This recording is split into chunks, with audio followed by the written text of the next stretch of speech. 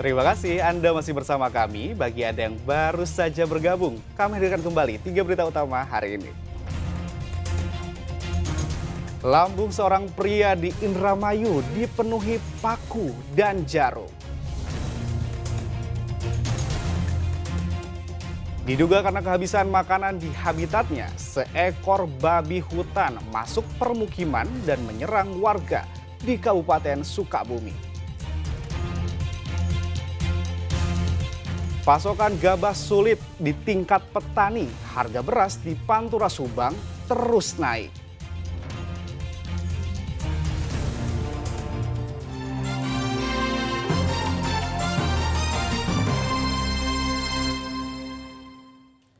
Harga beras di Pantura Subang berangsur naik meski Hari Raya Idul Adha sudah lewat. Kenaikan harga beras diakibatkan sulitnya pasokan gabah di tingkat petani karena musim panen yang telah usai.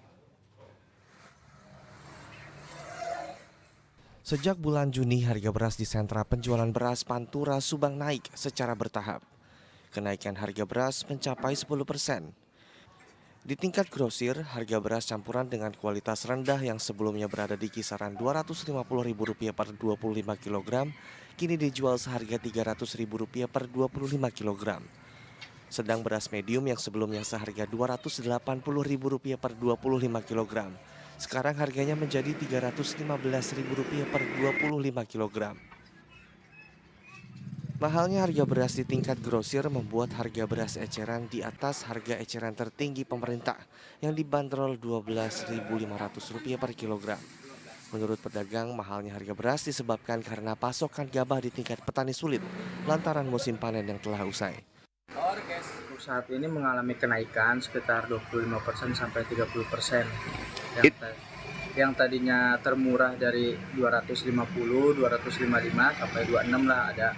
Sekarang susah, paling murah 300 untuk sekarang.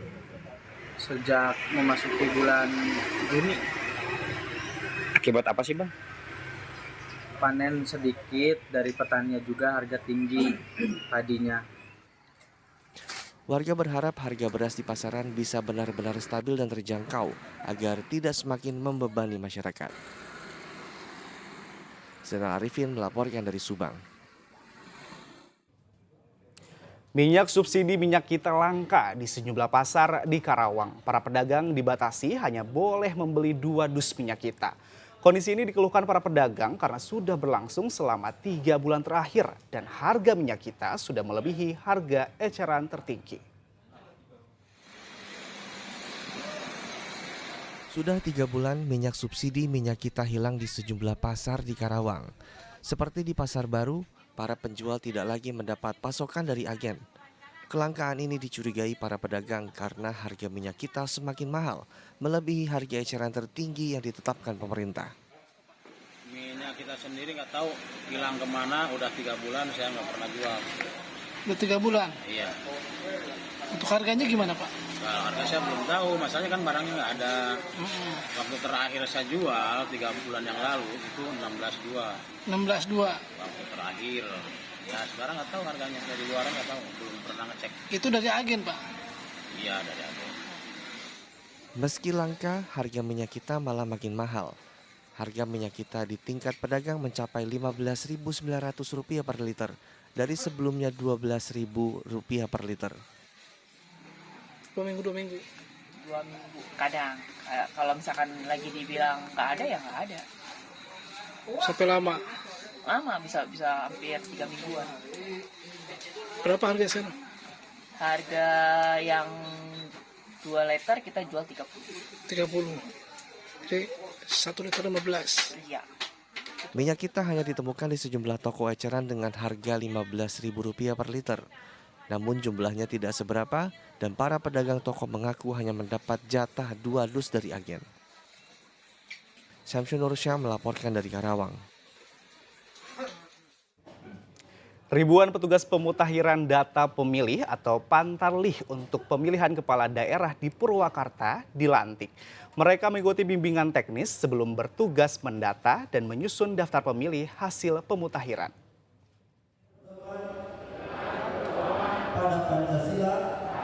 Komisi Pemilihan Umum Daerah Purwakarta melantik 2.788 petugas Pantarlih untuk Pilkada serentak tahun 2024. Pelantikan dilaksanakan di masing-masing desa dan kelurahan, salah satunya di Kelurahan Cisereh.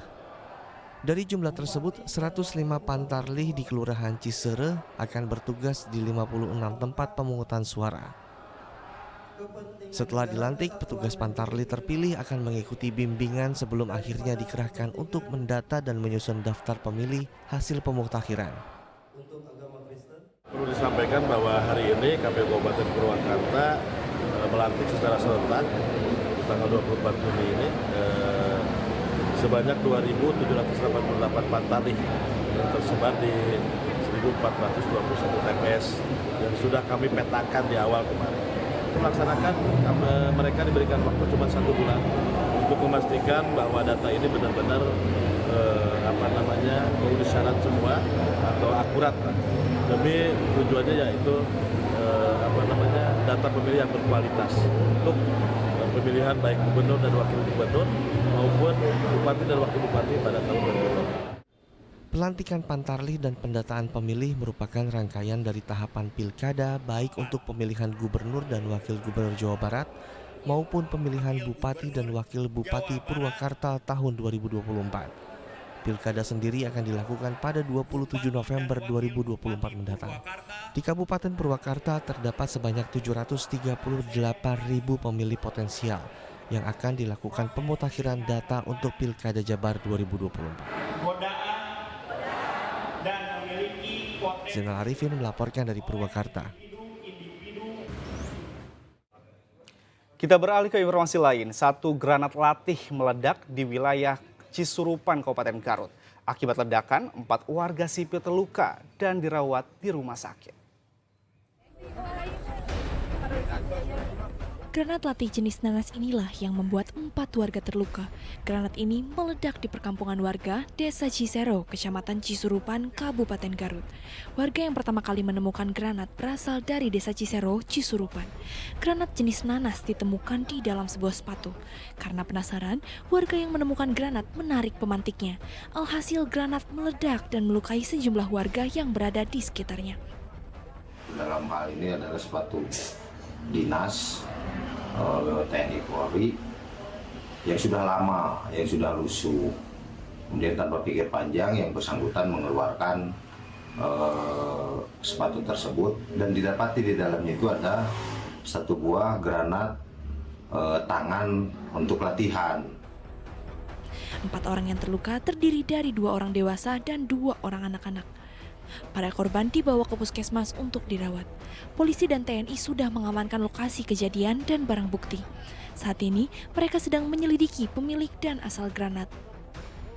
Tadi terjadi ledakan granat eksersisi atau granat latihan, yaitu di Kampung Kabakan Garut RW 6 RT 4, yang mengakibatkan 4 orang korban, 2 orang korban dewasa, 2 korban anak-anak. 4 korban ledakan granat kondisinya berangsur membaik. 3 diantaranya sudah diperbolehkan pulang, namun 1 orang dirujuk ke RSUD Garut karena telapak tangannya mengalami luka yang serius. Eko Setiabudi melaporkan dari Kabupaten Garut.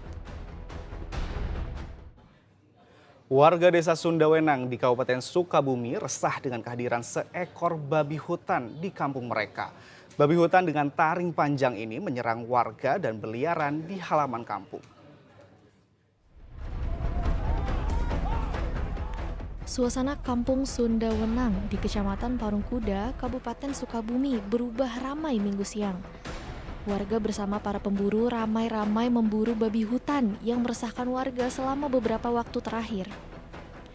Babi hutan ini tergolong menyeramkan karena bertaring panjang sehingga membahayakan keselamatan warga jika diserang.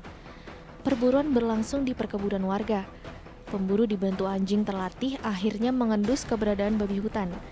Kejar-kejaran pun terjadi. Babi hutan akhirnya terpojok sehingga akhirnya bisa ditangkap. Menurut warga, babi hutan ini datang secara tiba-tiba. Warga kaget karena babi hutan ini terjatuh dari plafon kios yang terletak di bawah tebing.